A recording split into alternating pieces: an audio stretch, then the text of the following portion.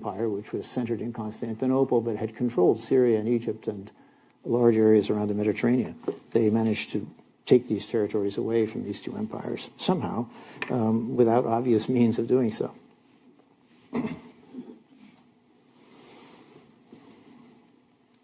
Here's another map showing the expansion and showing, in a rather speculative way, I think I can say, the possible routes of some of the armies in this multifaceted process of expansion. Okay, so that's basically the outline of the traditional origins narrative. I already mentioned some of the problems that seem to inhere in it, but not all of them by any means. And the problems are numerous, and they're very deep, actually. First of all, this picture is based on, it's a voluminous picture. We have tons of detail about all aspects of it, pretty much. But it's based on sources that are much later. The sources are mostly literary sources, chronicles, biographical dictionaries, and the like, that come from the later Muslim community, and most of them were not written until 2 or 3 centuries after the events that they're supposed to be describing, the life of the Prophet. They're not from the 7th century. They are from the later 8th century or the 9th century, the 10th century, and even later in some cases. Yes, some of these later sources rely on earlier reports that were apparently transmitted orally, or maybe they were written down in notebooks that have been lost, and so the reports are subsumed into these later compilations. But there's very little, we have to be very skeptical about the idea that any of these things really goes back to original documents from the time of the Prophet or of the early conquests. So there's that sort of problem in principle with the evidence that it is later. Another problem is that when we look at the different Muslim narratives about what happened in the origins period, we find a lot of contradictions in the sources between one report and another report. And, well, how do you sort out these contradictions? For a century or more, lots of people tried to sort of attack these accounts and harmonize them, work out a way to sort of see if they could all be seen as valid, but it was kind of a misunderstanding or misinterpretation of some small thing. But more and more that seemed to be not possible. There just seemed to be sort of irreconcilable differences between some of those sources. Another problem was that the narration, however you took it, from these Muslim sources of later date seemed to conflict with the narrations that we have from non-Muslim sources, mainly Christian sources, that were written somewhat earlier, that were written in the later 7th century and the early 8th century, so before the Muslim sources were written down. We have from the Christian community some descriptions of these new people coming and what was happening. And while in some ways they track with the Muslim sources, not too badly, in other ways they seem to be quite at variance with what the Muslim sources say. And finally, this traditional narrative is based on almost no actual documentation. That is, no texts or documents or real artifacts that came from the time itself and from the people themselves who were making this history. And, you know, historians like to work with documents. That's the most secure basis for us to reconstruct the past. But there were very few documents actually available from this period, as it turns out. And the ones that were available basically weren't used, and I think they weren't used by Western scholars for a long time, mainly because Western scholars already had a nice prepackaged story, the traditional origins narrative story coming out of these narrative sources. And so working with the actual documents, which are miserable scraps of papyrus and coins and so on, so all these little bits of information, it's very hard to get a general picture. It's very hard to put it together. It's much easier to just read these narrations of what actually happened, right? And so I think that was one of the reasons why, at least for 100 years or so, people really didn't pay that much attention to the documentary evidence. Well, now that people seem to be more aware, since about the 1970s, scholars are more aware that we can't just go on using the traditional origins narrative as the basis for our own understanding. We have to come to a somehow more scientific, historically scientific view of what was going on. There's been a kind of paradigm shift, I think. But Western scholars attempted to figure out ways that we could get a better picture. One, of course, was to look at the traditional sources like these and to try to make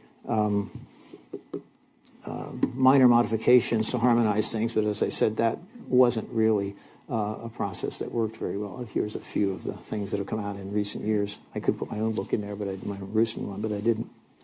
On the other hand, there were some scholars who said this traditional picture is so completely wrong that we need to just throw it out completely and start over using only documents and a few things. And in fact, this I think is going too far. One scholar, John Wansbrough, he was an American, but he taught at the University of London for most of his life, even opined that, we'll never be able to know what actually happened at the beginnings of Islam, and historians should just stop trying.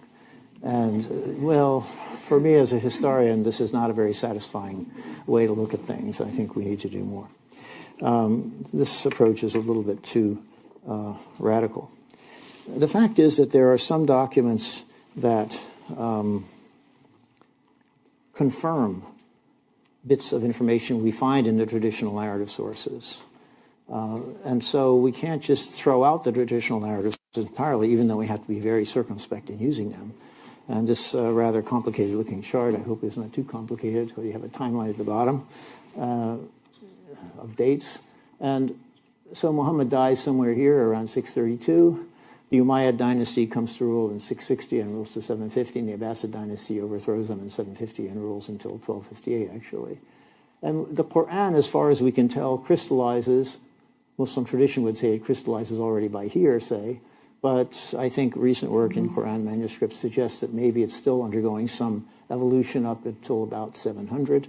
We don't really know yet. This is work that's going on as we speak still today. Then you have documentary sources produced first by the people in this believers movement itself. So I put D's here to give an idea. So we have a few in the 7th century and then more and more and more.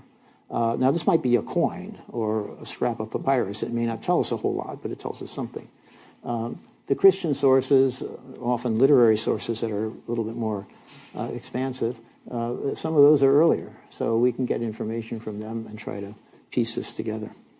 And so the challenge now is to try to piece all this together and fit it into the beginnings of the narrative sources, which, as you see, really start up about here and become voluminous at this point. And they project back what they thought had happened to this much earlier period.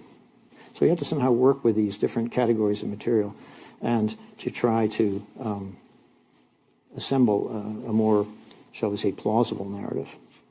So I think that it makes sense then to start with the earliest information dating from the 7th century that we can find, the true narrative information, or whatever kinds of material we have from the 7th century, and then maybe tap that into the traditional origins narrative as we feel we can connect it.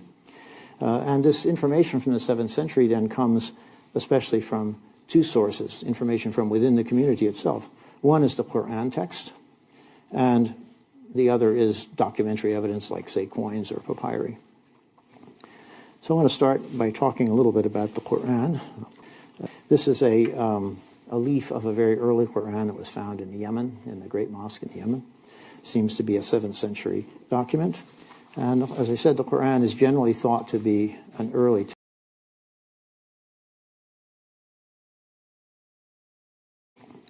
So I want to start by talking a little bit about the Quran. This is a leaf of a very early Quran that was found in Yemen, in the Great Mosque in Yemen. Seems to be a 7th century document. And as I said, the Quran is generally thought to be an early text. And so, well, maybe we can use it as a quasi-documentary source of information.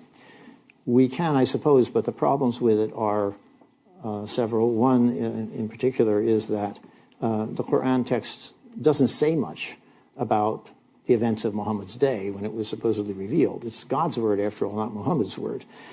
It's a kind of, it gives us many, what you might call, timeless moral lessons about how we're supposed to lead our lives. Sometimes talking about previous communities of believers and previous prophets and what happened to them as moral lessons. So we should wise up and know how we should behave on the basis of these lessons.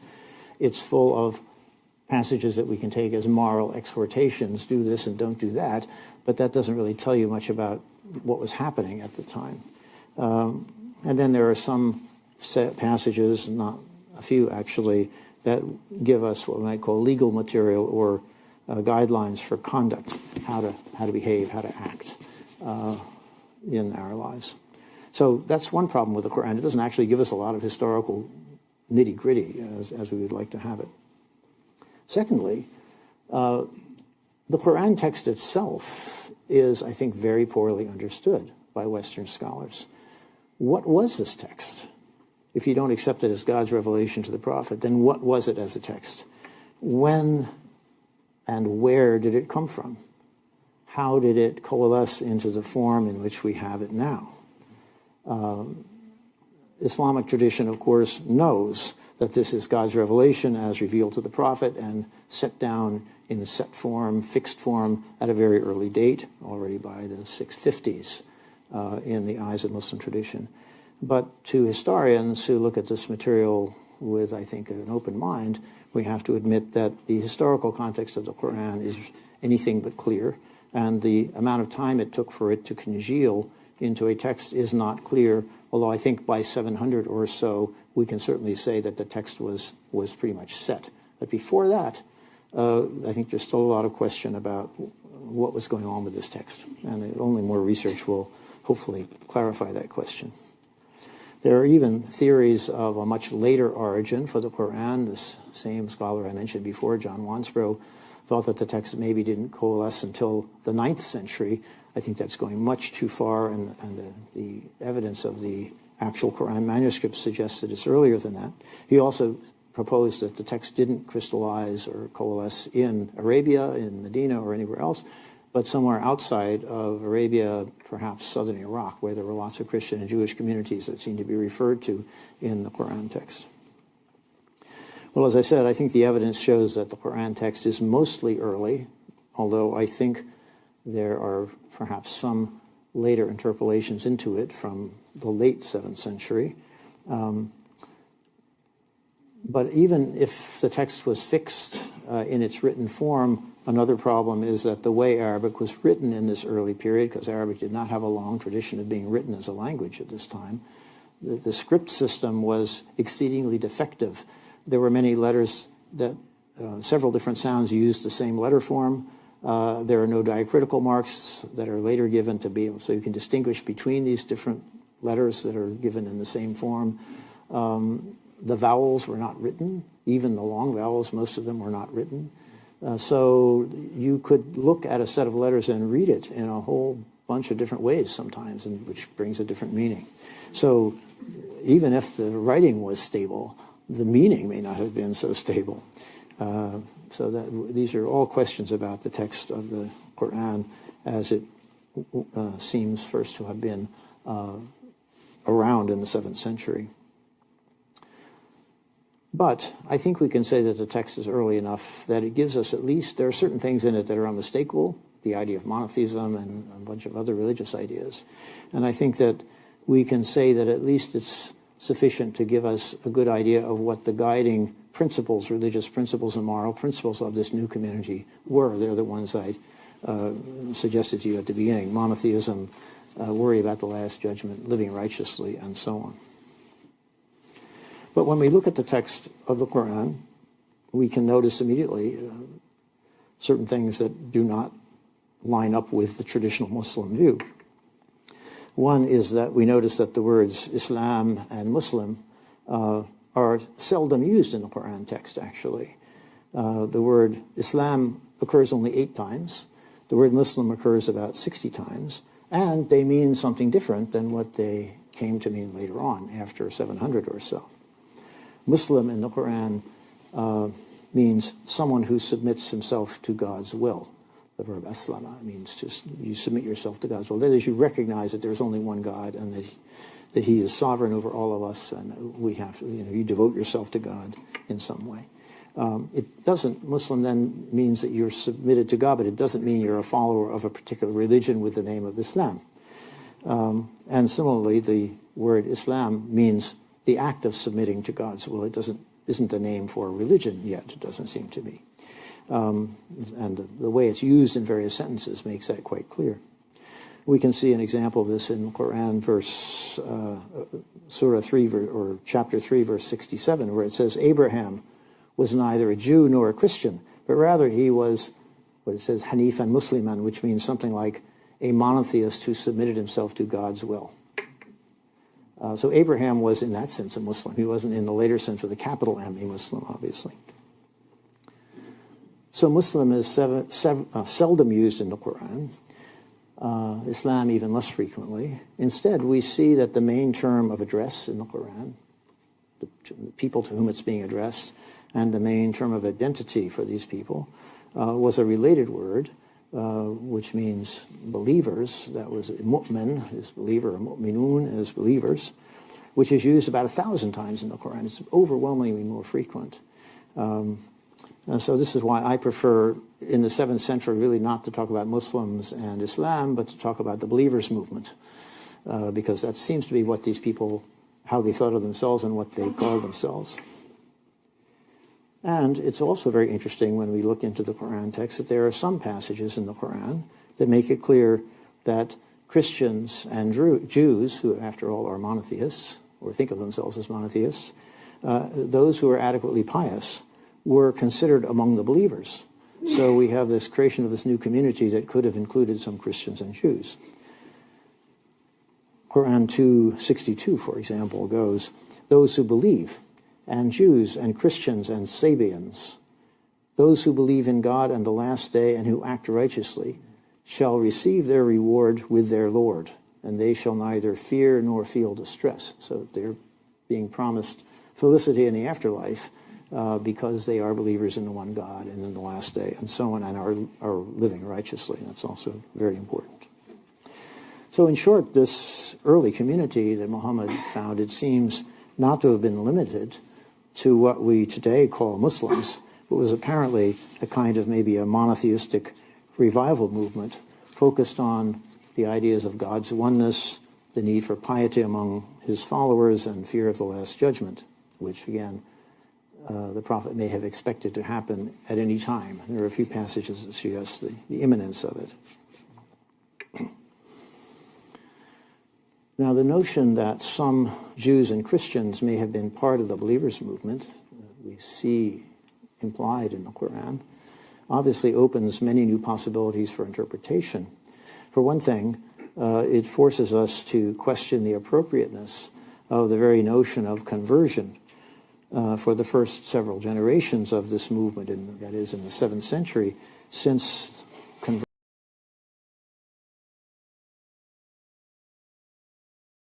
So in short, this early community that Muhammad founded seems not to have been limited to what we today call Muslims, but was apparently a kind of maybe a monotheistic revival movement focused on the ideas of God's oneness, the need for piety among his followers, and fear of the Last Judgment, which again, the Prophet may have expected to happen at any time. There are a few passages that suggest the imminence of it.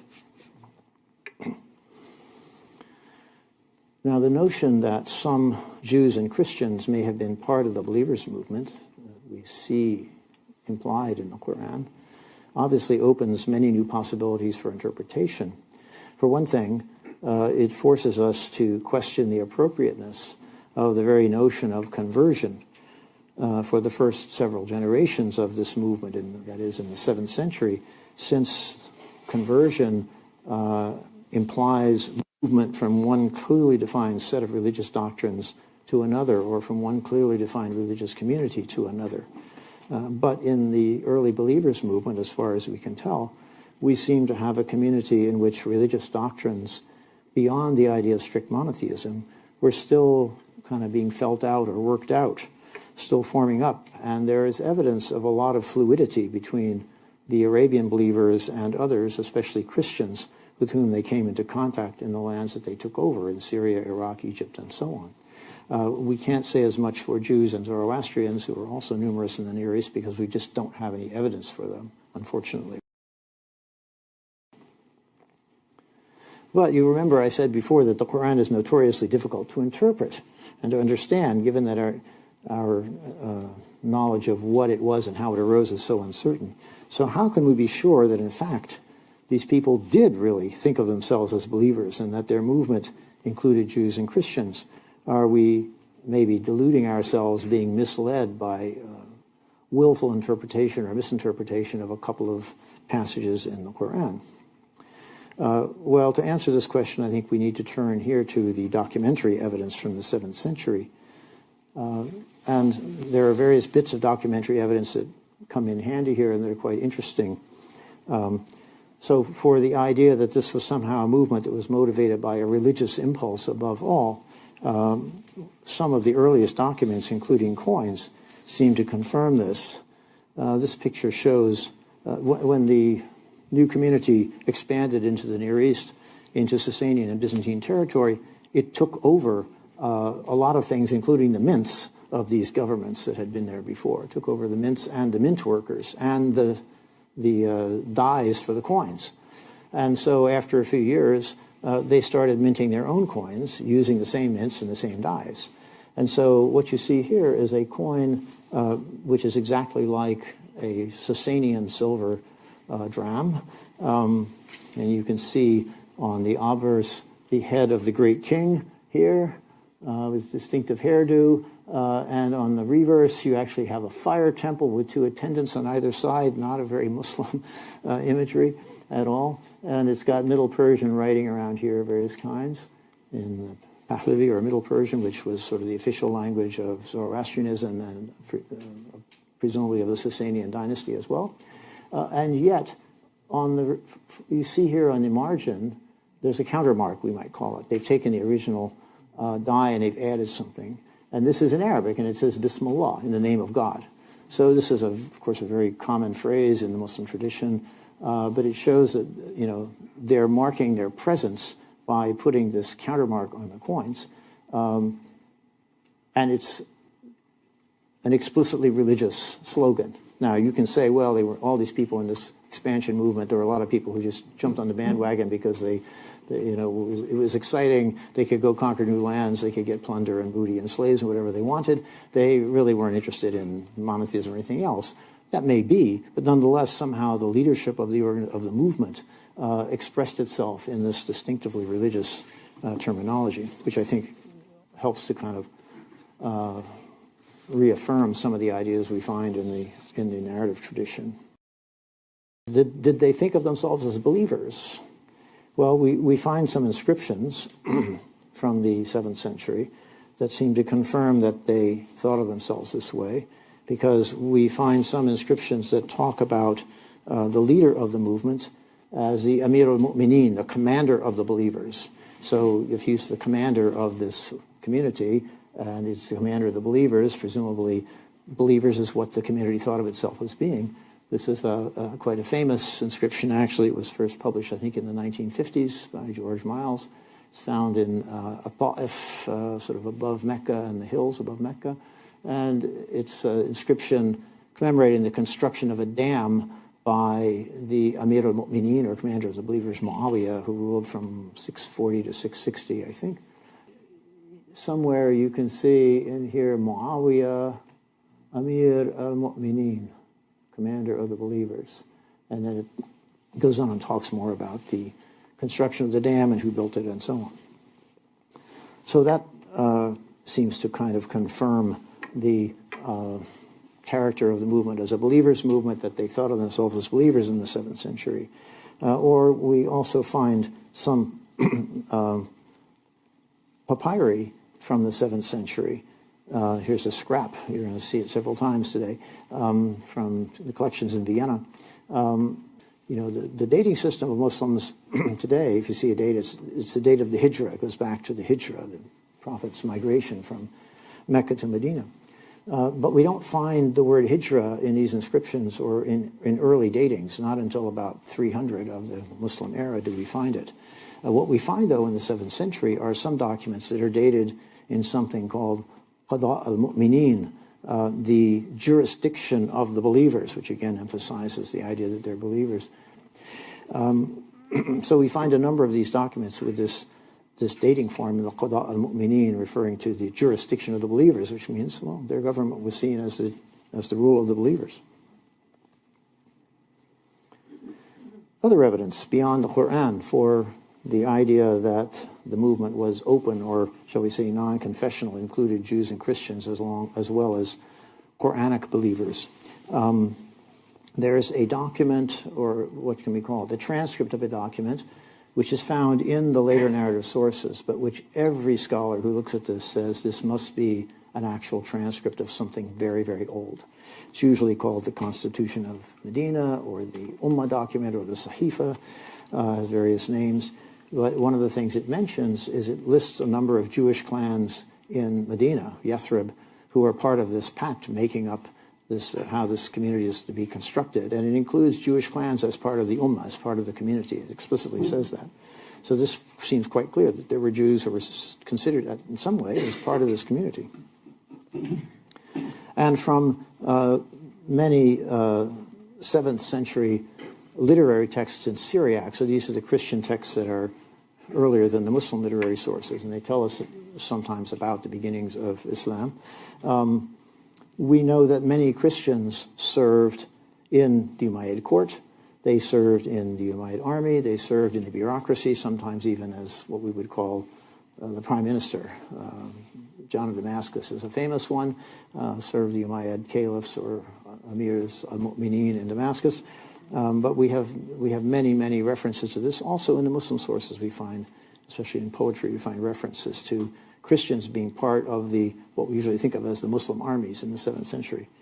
Even one passage, a very interesting one, where the Christian writer says these people came and they sent campaigns every year to the far horizons, and they conquered and they took lots of captives and brought back lots of booty. And among them there were many Christians, both from our sect and from the heretics, another Christian sect. So it seems like there was some kind of cooperation here between this new believers movement and many people in the Christian communities as well. Or another one,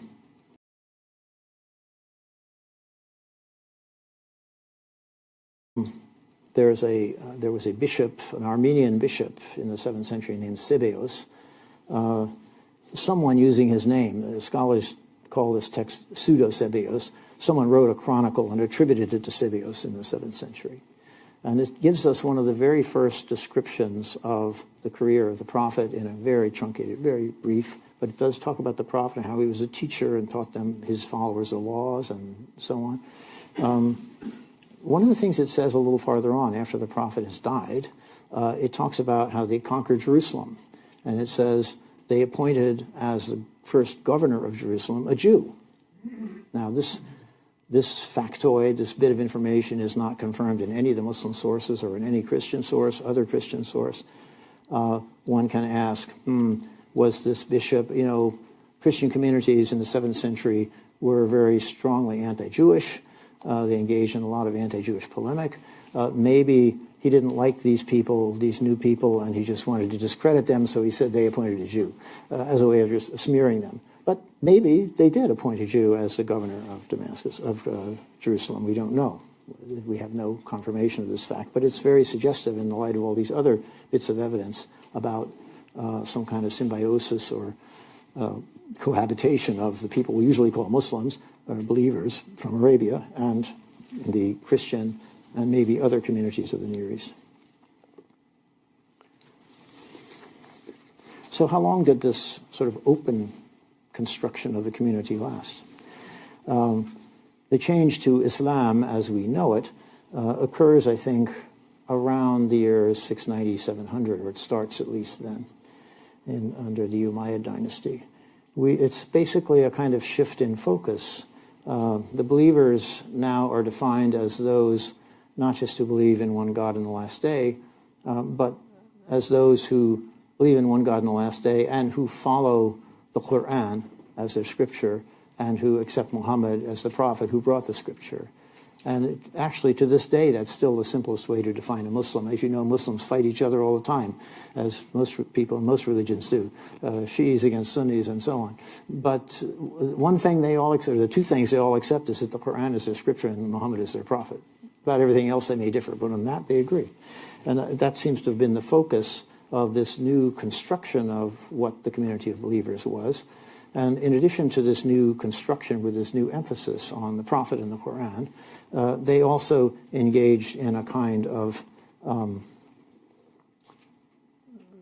rebranding or renaming of things. They started to fish out of the Quran various words and to change the meaning from what it had been in the Quran somewhat into something else and to use it in this new way. So they found this word Islam, submission to God's will, and they made it into Islam, into the name of a reified religion. And there are many other examples of this. So what they're basically doing is, you might say, Islamicizing Islam or Quranicizing Islam. They're connecting it to the Quran. They took a number of institutions and practices that had developed in the 7th century, found words in the Quran that could be applied to them, and then applied those words to them, and that became the new terminology. The easiest example to follow is the name of the head of state, the Amir al-Mu'mineen. That's a nice term. Everybody knows what it means. It's obvious, and it's, grammatically and in every other way, but it's not found in the Quran. And so they found a word in the Quran, Khalifa, which means it's applied to a couple of prophets who were sent to sort of supervise their communities with God's guidance, and that was applied to the ruler of the community. So now we call them caliphs. This comes from the Arabic Khalifa. So instead of Amir al-Mu'mineen, they start calling the ruler the Khalifa, using a Quranic term instead of a term that didn't have the Quranic pedigree, you might say. So as I say, this is part of a broader relabeling or rebranding process that's going on, it seems, starting in the 8th century and afterwards. So this is a photograph of the inside of the Dome of the Rock. I'm sure you all know the building. It's the Golden Dome building in Jerusalem that was built by the Amir al-Mu'mineen, or Caliph Abdul Malik, around 692, just as this change is beginning to happen. And inside it, it has these beautiful mosaics all around the inside of the octagon. And included in the mosaics is a long passage of writing. And this writing is generally considered to be, it's quotes from the Quran, various quotes from the Quran. Many of them are passages that are very critical of the concept of the Trinity, the Christian concept of the Trinity. So it's really drawing a line between the people we now call Muslims and Christians who believed in the Trinity. It also talks about Islam, and it talks about Muhammad, the prophet of God, and so on. So it sort of emphasizes all of these things that I've just talked about, how Islam is the name of the new faith, Muhammad is the apostle, and so on, and this is part of the Quran. So what am I doing in Berlin? Basically, I have a double project. One part of the project is to edit fragments of papyrus from the 7th century that I found some years ago in Vienna, and trying to edit these up, however small and miserable the fragments may be. I want to edit them up and publish them so that scholars don't have to do the same thing and try and find them all again and then try and read them again. They can just look and see what they say and use this in their historical reconstructions, because I think that given the general dearth of documentary evidence for the 7th century, it behooves us as historians to get every bit we can into circulation. And so that's what I'm trying to do in that part of the project. And the second thing I want to do is to, in Berlin in particular, is to look here for more evidence of this kind of change in the community in the 7th century, especially searching in the collections of Arabic papyri at the Neues Museum, the Papyrussammlung in the center of the city.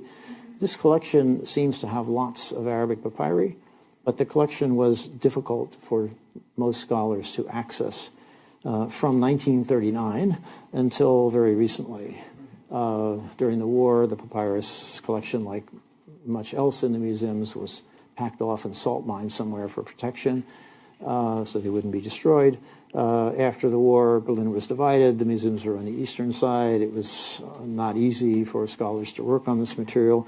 After the reunification, they consolidated the museums, but they had two different cataloging systems, so they didn't want to let anybody see anything because they didn't know what they had, really, with two systems. They had to unify the system. So it's only been in the last 5 or 6 years, I think, that the papyrus collection has become really opened up to scholars to work on this material. And with the assistance of the director of the papyrus collection, Dr. Farad, who unfortunately couldn't come today, I'm looking forward to digging into that material. So I'll be spending some of my days downtown in the papyrus collection. One challenge in doing this is that only a very small proportion or percentage of the Arabic papyri that survive are from the 7th century. Most of them are from the 8th or 9th or 10th century or 11th century, when papyrus goes out of use. Paper replaces it in the 11th century. In most collections that I've seen, the proportion is about, of 7th century papyri, are about 1/4% of the total number. So you go through 1,000, you might find 2 or 3. So now you never know, I might be lucky, I might find 4. And it might be something larger than this. You know, what we hope is we'll find something quite large. Well, how do you tell that it's a 7th century papyrus? That's a good question. Well, you can do it, fortunately, on the basis of the paleography. The writing of Arabic papyri seems to change rather dramatically around 700. I'm not quite sure why, but it does. And certain letter forms that are used in the early papyri simply go out of use after about 700. So if you see those letter forms, you know that it's a 7th century papyrus. In this case, for example, there's a letter called Ain, and it has a distinctive letter which in later Arabic has a kind of looped top. But in the early Arabic documents, they make it like a V. So you can see one of them there, surrounded by red. There's an open-topped Ain. It's a final, in the medial or final position, it will show this way. So this is a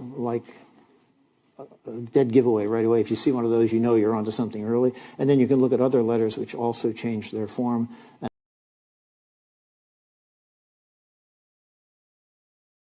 unify the system. So it's only been in the last 5 or 6 years, I think, that the papyrus collection has become really opened up to scholars to work on this material. And with the assistance of the director of the papyrus collection, Dr. Farad, who unfortunately couldn't come today, I'm looking forward to digging into that material. So I'll be spending some of my days downtown in the papyrus collection. One challenge in doing this is that only a very small proportion or percentage of the Arabic papyri that survive are from the 7th century. Most of them are from the 8th or 9th or 10th century or 11th century, when papyrus goes out of use. Paper replaces it in the 11th century. In most collections that I've seen, the proportion is about, of 7th century papyri, are about 1/4% of the total number. So you go through 1,000, you might find 2 or 3. So now you never know, I might be lucky, I might find 4. And it might be something larger than this. You know, what we hope is we'll find something quite large. Well, how do you tell that it's a 7th century papyrus? That's a good question. Well, you can do it, fortunately, on the basis of the paleography. The writing of Arabic papyri seems to change rather dramatically around 700. I'm not quite sure why, but it does. And certain letter forms that are used in the early papyri simply go out of use after about 700. So if you see those letter forms, you know that it's a 7th century papyrus. In this case, for example, there's a letter called Ain, and it has a distinctive letter which in later Arabic has a kind of looped top. But in the early Arabic documents, they make it like a V. So you can see one of them there, surrounded by red. There's an open-topped Ain. It's a final, in the medial or final position, it will show this way. So this is a dead giveaway right away. If you see one of those, you know you're onto something early. And then you can look at other letters which also change their form and sort of confirm that this is, in fact, a 7th century papyrus. So, you know, you can look at a papyrus for a minute or less and say, no, it's later, no, it's later, no, it's later. And you're going to be doing that a lot until you finally find a few of these pieces. So, of course, I'm hoping to find lots of them. I'm not sure I'll find many. And course, the challenge once you find them is you have to read them to figure out what they say. And this is also not so easy because often the writing is torn. I mean, this one is pretty clear. What's available is clear. But, you know, what was over here or on the lines above or in the line, you know, we don't know. But you get what you get and you try and work with it. One hopes one would find more complete documents. And I think as my last slide, I'll show you a more complete document that I found, guess what, in all places? Chicago. It was in the small collection we have in Chicago of Arabic papyri, and I apologize, it's a very dark picture. As you can see, it's not without its problems to read, because after the initial stuff which tells you who it's from and a lot of polite phrases of I hope you're well, and we worship God, blah, blah, blah. And then it says, now then, it's about to get into business, and then you get this big hole, right, where it's telling you what it's about. But then it goes on for like another 20 lines down here, and it's quite informative. It tells about the distribution of a relatively small amount of money amongst a bunch of people who seem to have been associates. It's exceedingly interesting. It seems to me to be maybe the earliest Arabic letter we have, and yet the format of it, the epistolography of it, is exactly like much later Arabic letters. So it looks like the writing of Arabic letters was something that was already well practiced even in the 7th century, which suggests that actually Arabic was being written before the rise of Islam, but we just don't happen to have any examples of it. And this may be the earliest one. It's also interesting in other ways. It has all these, typically, we would say Islamic monotheistic formulae, in the name of God, the compassionate, the merciful. At the end it says, peace upon you and the mercy and the blessings of God, the mercy of God. Salamu alaikum wa rahmatullah. But nowhere does it mention the Prophet. Nowhere does it mention the Quran. Nowhere does it cite the Quran. Nor does it have any Christian or Jewish formulae. It's monotheistic, but it doesn't seem to be confessional.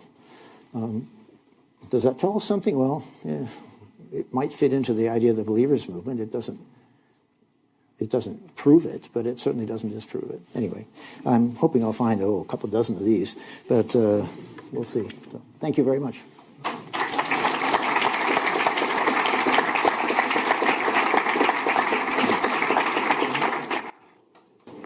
So, Fred, the actual process of your work, it sounds very much like a Sherlock Holmes with a PhD trying to piece together stuff. I mean, there's a quite exciting part to this, I imagine, because you don't know what you're going to find. No, that's exciting. I don't wear the same kind of hat. No, I noticed. But nonetheless, there's something akin to detective work. And as you say, the 7th century papyri are quite rare. So you must get quite a buzz when you've gone through a whole bunch of stuff and suddenly you get one. You know, when I was working in Vienna, they have 25,000 more or less usable pieces. They have 65,000 papyri in Vienna, or numbers, accession numbers, but 40,000 of them are like postage stamps, little tiny pieces, Or in one case, there's a great big sheet with one word in the corner. Isn't going to tell you much. But they do have 20-some thousand quite, sizable pieces of papyrus, at least as large as the one I showed you, the little corner, which is informative. And many, they're complete texts. But fortunately, they had them all microfilmed in the 1960s now. Yes, it's microfilm, black and white. You have to sit in this reader machine, and crank through. But it was great because I could just go through and look at an image, late. Look at another image, late. Look. So I could work through, I worked through those 22,000 in like 2.5 months. It was a very efficient way to work. And every hour or so, somebody would hear you shouting, "I've got one." No, every week or so. Every week? I would find one. Actually, it was interesting because a lot of them came up in a cluster right in the middle, around 11,000. So I was going for weeks without not finding anything. I said, this is really a bummer, And finally, all of a sudden, I hit this mother load of about 40 of them. They were all more or less cataloged together. So they were probably a lot that had been found in Egypt together and were sold to a dealer together and bought by the guy who gave them to the Austrian library together. And they were cataloged together. And so there they were. Whereas many of the others were from other parts of the trash heap that were from a later date. That's where most of them come from. They, when people in Egypt over the centuries, they'd had old documents, they were no longer useful, letters from your grandfather, they threw them out. They threw them on trash heaps outside the villages. And then the peasants discovered, well, this is organic material. So they would pitchfork it into their wheelbarrows and take it and spread it on their fields as fertilizer, help things grow. And then about 1850, and including these papyrus documents, around 1850, they discovered that these crazy Europeans would buy these things. So they started saving them and selling them to antiquities dealers, and they ended up in the antiquities market and then in museums. So that's how they... Actually, the ones in Berlin are different. The ones in Berlin came from excavations in the early 20th century. They were excavated from Elephantine, I think, and they found a lot of papyri sort of somewhere, some layer in the excavations. And so they boxed them all up in big wooden boxes and shipped them to Berlin in like 1906 or 1907. So the text of the Quran is pretty sacrosanct for Muslims. And as you say, it actually doesn't contain a lot of historical material per se. But what is being very circulation. So he either made it up or his teacher made it up and he spread it. So we have a microphone. Johan has a microphone. If you'd like to ask a question, put up your hand. Please ask a question. There's a gentleman back there, I think. Thank you very much for the presentation. If I understood you correctly, you're saying that this community of believers did not really make a distinction between Jews and Christians and Muslims, especially in the beginning. Were there any practical material implications for this? So, for example, the whole issue of jizya. Right. So there must have been some kind of a demarcation between a Muslim and the Christian and the Jew. Otherwise, there would be no justification for paying this tax. So how would you explain this in the context of your argument? Well, first of all, I don't think that if there was this kind of broad acceptance of others, believers, let's call them Arabian believers or something, because we don't know what to call them otherwise. We don't call them Muslims, what are we going to call them? And Christians and Jews. They didn't accept all Christians and Jews. They only accepted those who were righteous, were appropriately righteous. It's quite clear in the Quran, those who believe and who are pious and do good work are the ones who are part of the believers movement. As for the word jizya, which is often taken to be the name for the head tax, in Islamic law of the 9th century and later, it becomes the term for the head tax applied to non-Muslim communities, Christians and Jews and Zoroastrians who are under Muslim rule. But in the early years, as we know from the papyri, jizya seems to mean other things. It seems to mean like tribute. So, or tax in a more general way. It's not clear. So it doesn't seem to have this later meaning of specifically a tax on non-Muslims, as we would say, using the later terminology with Muslims separate from Jews and Christians. That's why it's really hard to talk about it without, we have to escape these categories.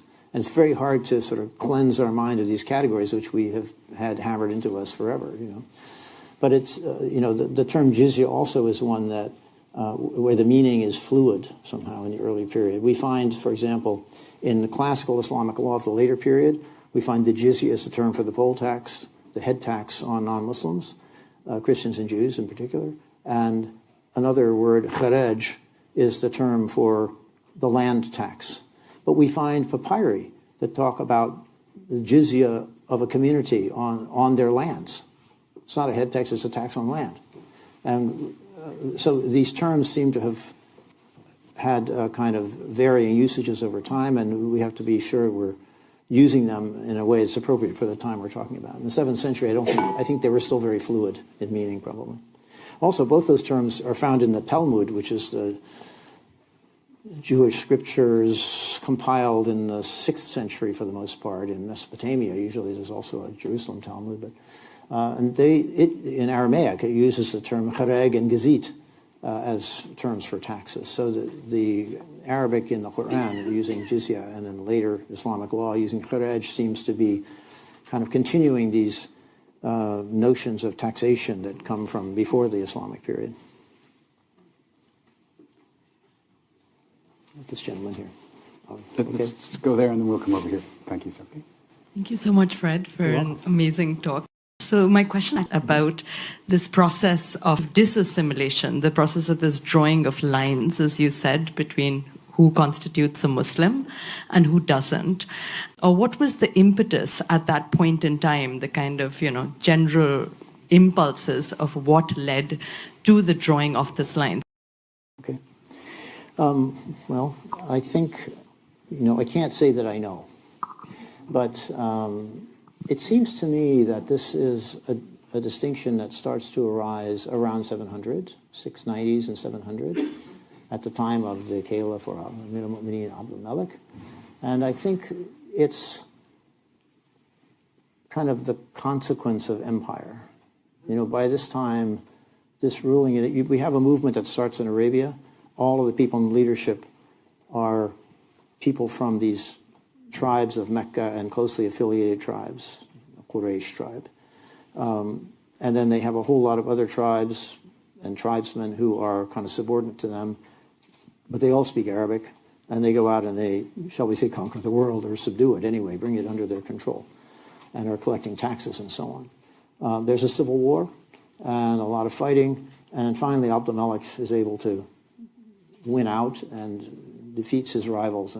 But I think he realized there are two things. First, they realized after 60 years or so of ruling a lot of people who weren't from Arabia, who didn't speak Arabic, that these people are different from us. And they also realized that Christians stubbornly adhered to this notion of the Trinity. And they said, how can three be one? There's one God. There aren't three gods. There's these very interesting passages in the Quran where it says, to the Christians, it says, don't say three. It says, it also says, it's unseemly for God to have a son. The idea that Jesus was God and God's son, this is a non-starter for them. They believe in this abstract single God out there somewhere distant and remote. And, he's nothing like a human being. He's not going to have a son. This is like, how can you talk about it? So they attacked specifically those doctrines of Christianity in very brief terms in a number of places in the Quran. And I think it was the sort of gathering awareness of that made Abdul Malik and his advisors say, we're securely in control now. We can draw the line and sort of, we are going to just rule these people as a ruling elite, a ruling caste. And they're different from us. It may also have come from the Christians and Jews themselves, who may have accepted the believers when they arrived from Arabia as new rulers because they'd had new rulers arriving periodically anyway from elsewhere. So why not another one? You pay taxes to new people, so what? But at some point they realized, well, no, these people are different and they have a different religious take on things. And the awareness of difference may have come from both sides. That's not really an answer, but it's my stab at it. So where would you draw, please, the line between the historic Muhammad and the mythic Muhammad? Evidently, there's a mythological aspect, Muhammad traveling through the skies and into the sky, and there's a historic aspect, clearly, but some people go as far as to say the religion of Islam, you mentioned it, didn't arise in the area of Mecca and Medina, rather in the area of Jerusalem. Right. So where would you draw the line? Or South Arabia. And South Arabia. And again, how would you portray the political interests that led to the way the figure of Muhammad was construed over the decades, if not to say over the centuries? There are people who argue that Muhammad never existed. Like there used to be people who argued that Jesus never existed because, we don't have actual documentary evidence for it. We only have the evidence from within the religious tradition. But the people who argue that, I think, are rather willful in overlooking a couple of pieces of evidence, not documentary exactly, but there is, for example, a scrap of Syriac text that dates from something like 634, which is only a couple of years after the Prophet died, that talks about, in Syriac, the Tayyaye de Mehmet. It talks about the nomads of someone named, looks like Muhammad, right? So this is like almost immediately after he dies, there is a non-Muslim, shall we say, not from the believers community, a reference to an event involving a raid by these people, and they're associated with the name of a person named Mehmet. So I think we have to accept that, yeah, the Prophet was there. Now, how much more of the, shall we say, mythic construction of Muhammad's life that we find in the traditional narratives, which as I summarized for you here earlier, we want to accept is a really tough question, and there's no answer that we can, no obvious answer we can give to it.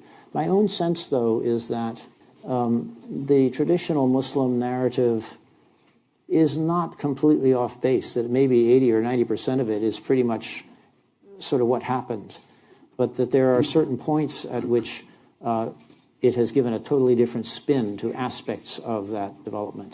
And I think, for example, the notion of communal identity is one of those areas where the real picture might have been quite different from what we're given in the sort of traditional narration, the mythic picture. And there may be other aspects, too, where there's a sharp divergence. But I wouldn't be surprised if something like the conquests is found to have happened anyway, more or less as they're described. You know. We can't be sure, but that's my hunch at this point.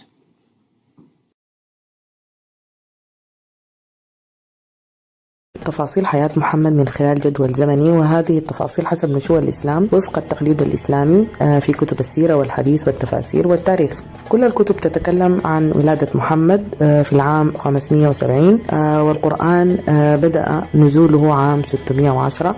أخبرتنا الكتب كذلك عن قصة الإسراء والمعراج التي حدثت في العام 621، حيث صعد محمد على ظهر حصان مجنح اسمه البراق، عرج به وفرضت عليه الصلاة 50 صلاة في أول الأمر، ثم خففت إلى 5 صلوات، ثم قام برحلة بين السماوات وعاد إلى بيت المقدس ومنها إلى مكة. في السنة 622 انتقل من مكة إلى المدينة بما يعرف بالهجرة، وقيل لنا أنه عاد إلى مكة وغزاها في سنة 630، ثم توفي في سنة 632. كذلك بعد وفاته أن أبو بكر تولى الخلافة وحكم عاما ثم توفى، بعده تولى عمر الخلافة 10 أعوام ثم قتل، ثم عثمان وصل إلى السلطة في العام 644 إلى 656، وأثناء حكمه كتب القرآن ثم جمع القرآن سنة 652 وهو القرآن الذي بين أيدينا، ثم قتل عثمان سنة 656،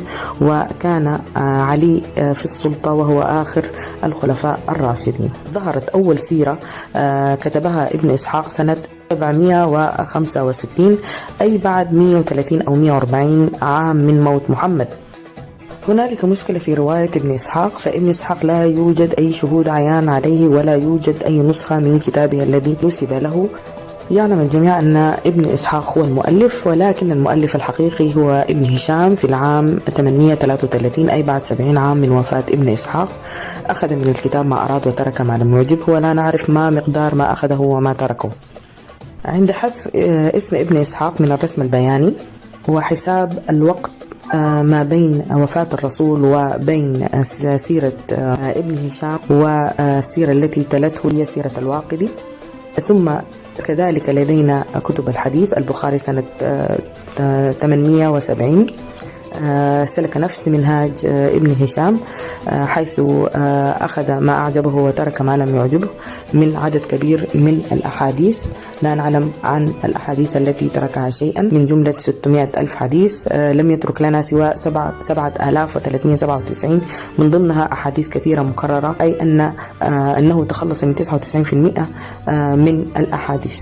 البخاري ليس الوحيد، لدينا كذلك صحيح مسلم مات عام 875، ثم الترمذي مات عام 884، ابن ماجه 887، أبو داود توفي العام 899، النسائي مات سنة 915.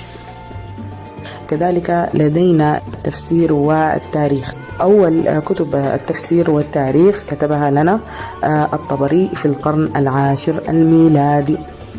وفي الحقيقة المسلمين ينسبون التفاسير إلى ابن عباس، لكن لا نملك شيئا من كتاباته طبعا. لكن نعتمد اليوم على فقهاء مثل الطبري والبخاري وابن هشام الذين نقلوا لنا كل ما نعرفه. فكل ما نعرفه عن محمد وعن بدايات الإسلام لم تبدأ كتاباته إلا بعد 200 سنة من وفاة محمد.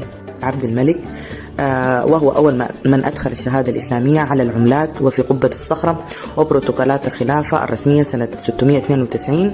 يكون الفرق 141 عاما سبقت التدوين الذي بين أيدينا. العباسيون لديهم كراهية شديدة للأمويين ولم يريدوا أن يبقوا لهم أثرا حتى حلول التاريخ الذي وصل فيه العباسيون إلى الحكم سنة 749. قام ابن إسحاق بكتابة أول سيرة لمحمد، وبعده ب68 عاما كتب ابن هشام السيرة أخرى، فلم تكن سيرة ابن إسحاق كافية وجيدة. وبعده ب40 عاما ظهرت الأحاديث، أي 240 عاما من وفاة محمد. الرواية الإسلامية تحكي أن كل شيء حدث في مكة والمدينة وأنها تقع إلى الجنوب، ولكن بالنظر إلى أين سكن هؤلاء الفقهاء نكتشف أنهم سكنوا بغداد التي تبعد 1800 كيلومتر عن مكة، وهي مسافة ضخمة جدا. هشام الذي كتب السيرة ولد بالبصرة ونشأ في القاهرة وعمل ببغداد. القاهرة تبعد 1600 كيلومتر، البصرة 1800 كيلومتر، وهي مسافات شاسعة جدا. لا أحد من هؤلاء الفقهاء كان في مكة والمدينة، لقد كانوا جميعا في الشمال. مثلا البخاري هو من بخارى وهي أوزبكستان اليوم، تبعد 4200 كيلو متر من مكة المكرمة. الطبري المؤرخ وكاتب أول سيرة للنبي هو من طبرستان التي تبعد عن مكة 2800 كيلو متر. إذن لا أحد من هؤلاء الذين تحدثوا عن محمد كتب في مكة أو المدينة كما توحي التقاليد، لكن كانوا جميعا بعيدين جدا عن مكة، وجميعهم جاء من غرب بغداد وشرقها. كل الفقهاء عملوا في بغداد التي تبعد 1800 كيلومتر إلى شمال مكة، وهو المكان الذي نشأ فيه العباسيون. كل الفقهاء كتبوا في القرن التاسع والعاشر بعد الميلاد، ومن هنا نكتشف أن هؤلاء الفقهاء كتبوا على بعد مئات الكيلومترات من مكة وبعد تأخر مئات السنين من وفاة محمد.